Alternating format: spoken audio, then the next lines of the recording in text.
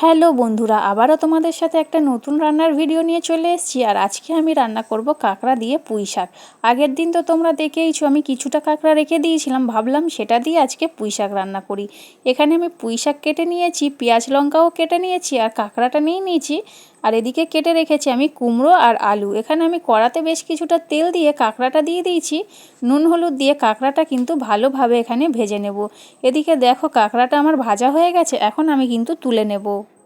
এই রান্নাটা কারা বাড়িতে বানিয়ে খেয়েছো অবশ্যই আমাকে জানাবে, আর যারা বানাওনি অবশ্যই একবার ট্রাই করতে পারো, খেতে কিন্তু ভীষণই সুন্দর হয়। এদিকে আমি কাঁকড়াটা ভেজে তুলে নিয়েছি, এখন কড়াতে আরও কিছুটা তেল দিয়ে এখানে আমি পাঁচফোড়নটা দিয়েছি। পাঁচফোড়ন দিয়ে একটু নাড়াচাড়া করে এখন আমি কিন্তু পেঁয়াজটা দিয়ে দেবো।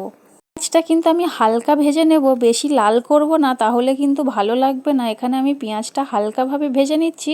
আর এখানে দেখো আমি কেমন ভেজেছি, এই রকম ভাজা হয়ে গেলেই কিন্তু সবজিটা দিয়ে দিতে হবে। এখানে আমি কেটে রাখা কুমড়ো আর আলুটা দিয়েছি, এখন একটু সবজিটা ভেজে নেব।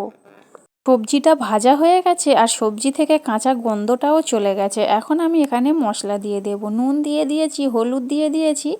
এখন আমি দিয়ে দেব জিরে গুঁড়ো আর দিয়ে দেব ধনে গুঁড়ো।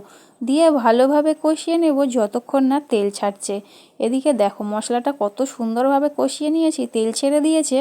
এখন আমি দিয়ে দেব পুঁই শাক। পুঁই শাকটা দিয়ে ভালোভাবে কিন্তু মশলার সাথে কষিয়ে নেব।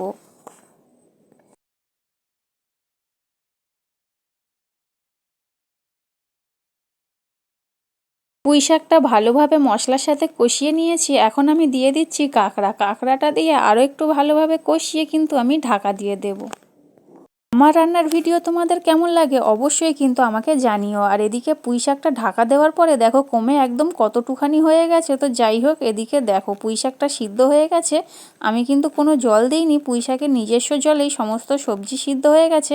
এখানে আমি জলটা ভালোভাবে শুকিয়ে নিয়েছি আর এখন আমি নামিয়ে নিয়েছি। দেখো কেমন হয়েছে অবশ্যই কিন্তু আমাকে জানিও। টাটা সবাইকে।